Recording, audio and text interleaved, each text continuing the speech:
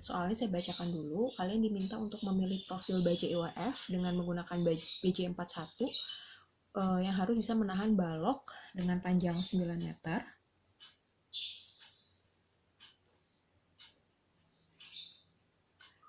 Oke. 9 meter, menahan beban merata yang datang dari IL sama dengan 65 kN per meter. Nah, untuk pertama kita menghitungnya, karena kita nggak punya nilai berat profilnya berapa, maka untuk di awal kita bisa mengabaikan terlebih dahulu berat profilnya berapa. Nah, karena di sini tidak ada beban matinya, maka untuk beban ultimate dari beban merata ini kita bisa langsung hitung.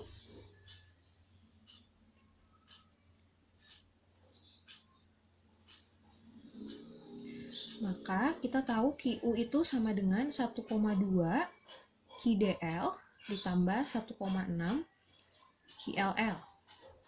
Karena di sini tidak ada beban mati tambahan, sementara beban mati aslinya itu asalnya dari berat balok yang tidak kita ketahui, maka berat baloknya kita abaikan dahulu.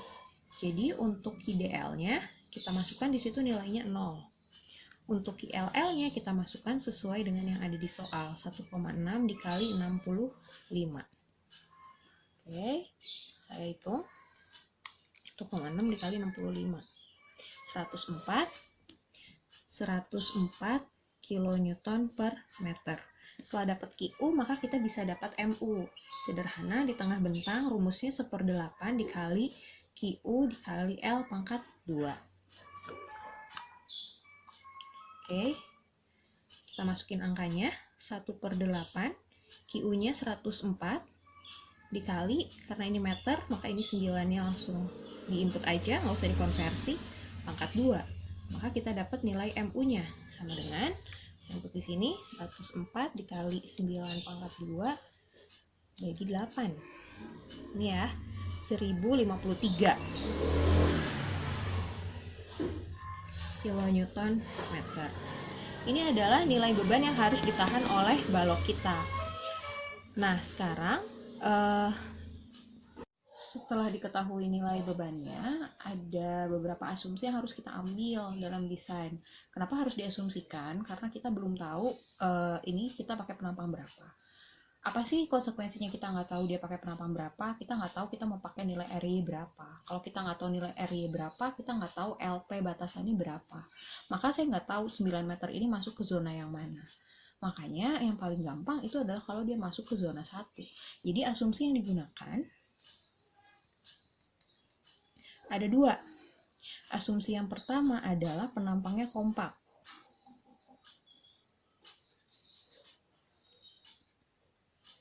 Kalau asumsi yang penampang kompak, maka tambahan rumus yang kemarin saya ajarkan, kalau penampangnya tidak kompak, yang menggunakan lambda R dan lambda P itu bisa kita abaikan. Asumsi yang kedua adalah ada pengaku lateral sepanjang balok, berarti dia continuous lateral support.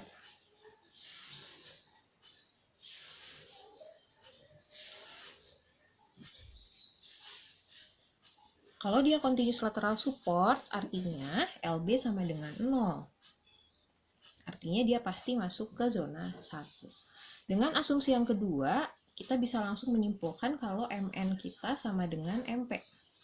Yang mana nilainya sama dengan FY dikali ZX. Oke, setelah kita tahu nilai MN sama dengan MP, karena LB-nya sama dengan 0, maka MP otomatis sama dengan FY dikali ZX. Betul ya? Nah, prinsip LRFD kita tahu kalau misalnya MU itu harus lebih kecil sama dengan P dikali MN. Berarti kalau misalnya kita ambil minimumnya, MU itu harus sama dengan P dikali MN. Itu adalah kapasitas paling minimumnya dia. Maka kalau MN-nya saya ganti jadi FY dikali ZX, kapasitas minimum menjadi MU sama dengan P dikali FY dikali ZX. Kan? Ini adalah kapasitas terkecil, kita ambil sama dengan kondisinya di sini.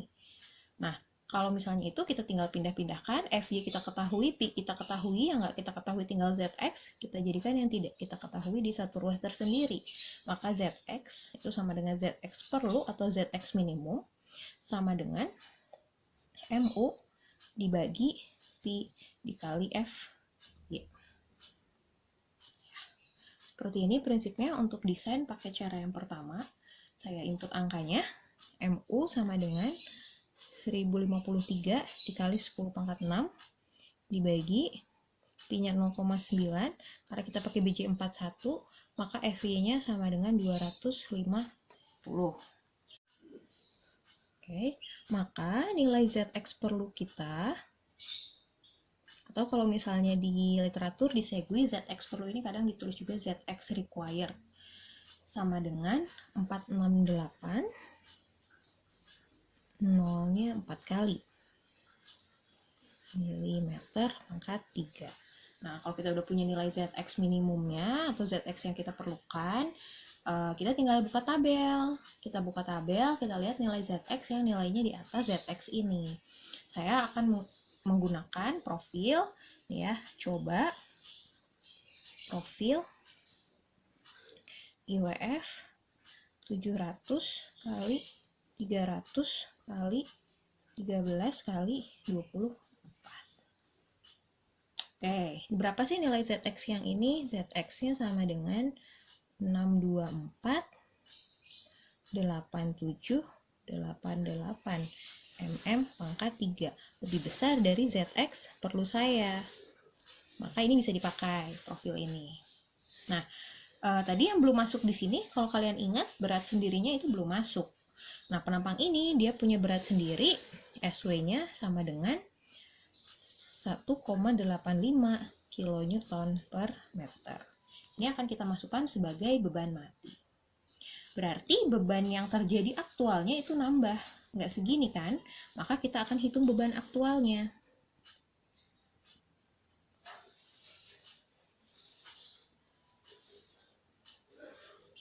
Beban aktual QU sama dengan, saya langsung aja ya, nggak saya tulis breakdown lagi, 1,2 dikali 1,85 ditambah 1,6 dikali 65 sama dengan 1,2 kali 1,85 ditambah 1,6 dikali 65.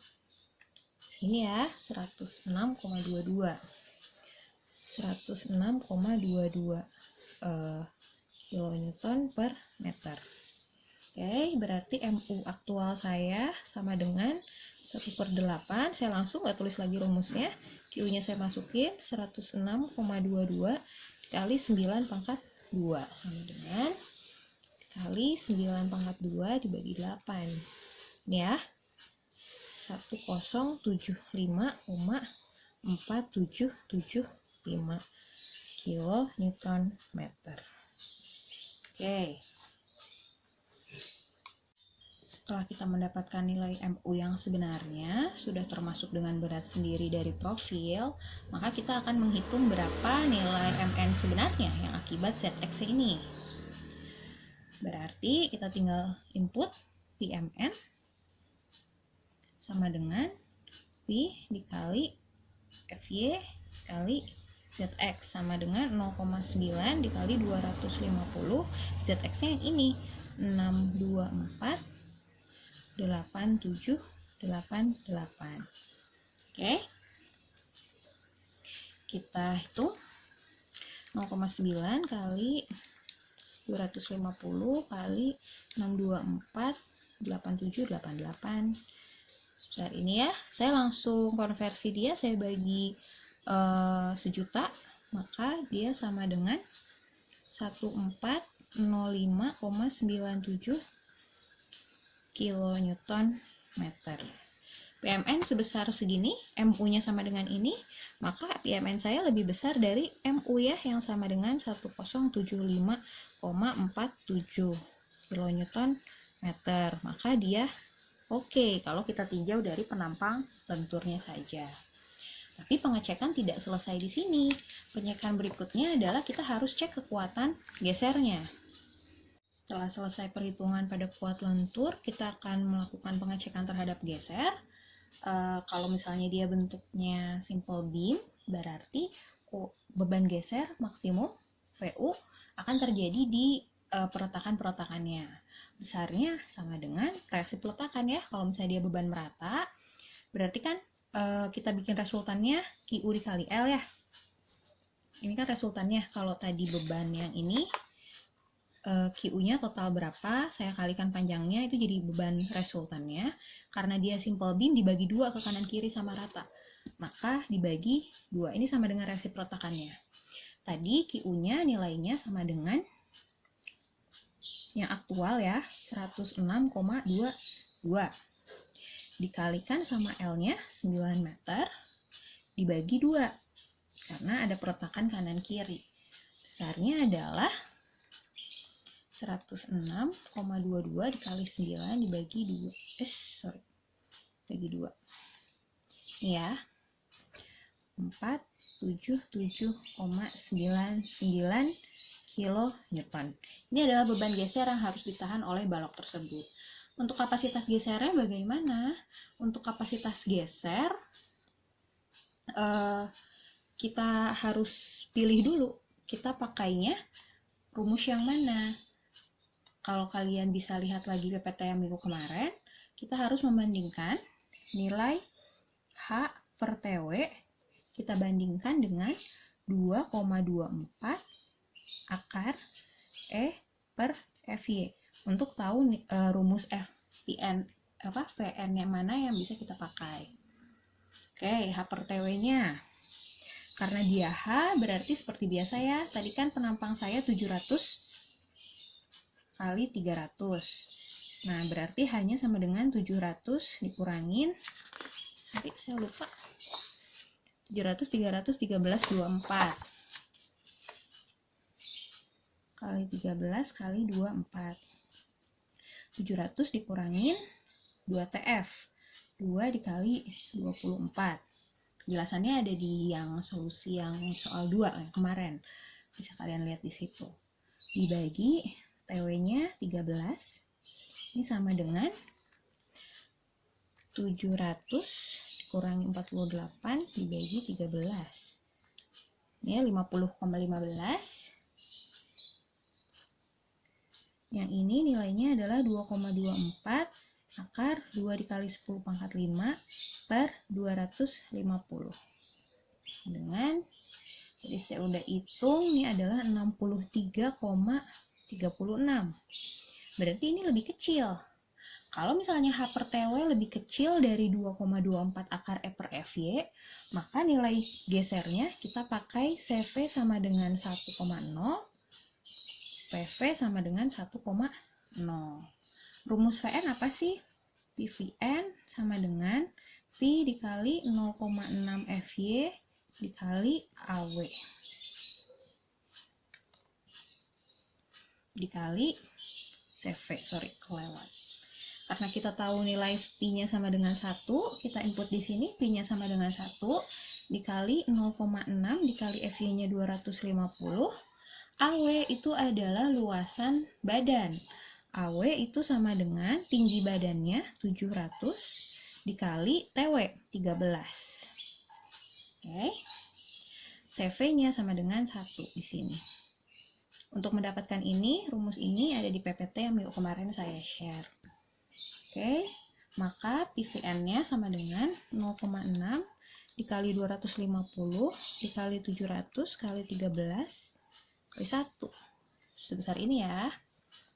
1,365,000 Newton. Sama dengan 1,365 kilonewton. Kita bandingkan dengan VU. VU-nya segini. Maka dia jauh lebih besar daripada VU yang sama dengan 477,99 kilonewton. Berarti dia oke. Berikutnya, pengecekan yang perlu kita lakukan terakhir adalah pengecekan terhadap refleksi. Kalau misalnya dia tidak diketahui, dia balok apa, kita selalu asumsikan aja kalau dia floor beam atau balok lantai. Nah, untuk balok lantai itu, defleksi izinnya, kalau akibat beban hidup itu adalah L per 240. Ini bisa kalian cek di PPT yang kemarin. Kalau misalnya defleksi izin, untuk total LL tambah DL itu sama dengan L per 360. Oke, kita akan cek defleksinya. Untuk defleksi izinnya dulu deh, saya hitung. L kita kan 9 meter ya, 9 kali 10 pangkat 3 dibagi 240 sama dengan 9.000 dibagi 240, 37,5 milimeter. Untuk yang 360, 25 ya, dengan 9 dikali 10 pangkat 3 dibagi 360 sama dengan 25 mm. Ini defleksi izinnya. Oke, saya akan membahas nilai defleksi aktual yang terjadi untuk dibandingkan dengan defleksi izin tadi. Untuk beban merata di simple beam itu rumus defleksinya 5 dikali 384 kali L pangkat 4 per PI.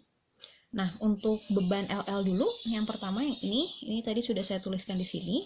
Karena kita tinjau defleksi LL, maka Q-nya adalah QLL saja. Nah, kita input di sini 5 per 384 dikali QLL-nya adalah 65 saja. Nah, saya sebenarnya butuh dia dalam satuan Newton per milimeter, tapi karena 65 itu satuannya kilonewton per meter, saya konversi ke Newton per milimeter itu sama aja, jadi sama-sama 65 di sini. Terus yang L-nya dirubah jadi 9.000 mm. Kenapa sih dia harus milimeter satuannya? Karena E sama I-nya itu akan lebih gampang kalau kita masukin di sini dalam milimeter. E itu kan dalam MPa ya. MPa itu kan milimeter. Jadi saya masukin E-nya 2 dikali 10 pangkat 5 MPa, I-nya juga ditabel dalam milimeter pangkat 4. I-nya adalah 2010 dikali 10 pangkat 6. Jangan lupa ini L-nya pangkat 4. Saya dapat angkanya 13,81 dibandingkan sama defleksi izin di sini 37,5. Maka untuk defleksi akibat live load dia masih oke. Nah, sekarang defleksi akibat beban total bagaimana? Nah, untuk defleksi akibat beban total berarti Q yang di sini bukan cuma QLL aja yang masuk tapi ditambah dengan QDL.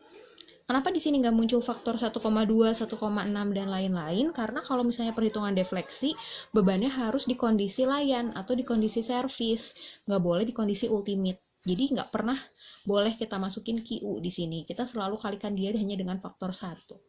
Kita input di sini 65 dikali ini tadi berat sendiri ya 1,85 kN per meter. Saya konversi ke Newton per milimeter. Jadi sama aja 1,85 juga dikali 9.000 pangkat 4 dibagi ini E ini I.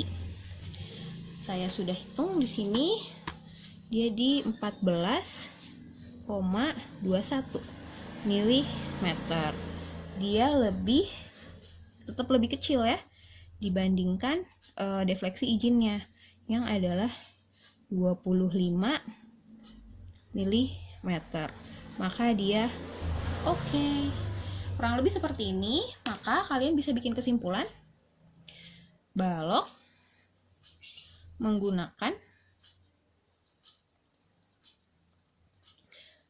dimensi IWF 700 kali 300 dikali 13 dikali 24. Oke.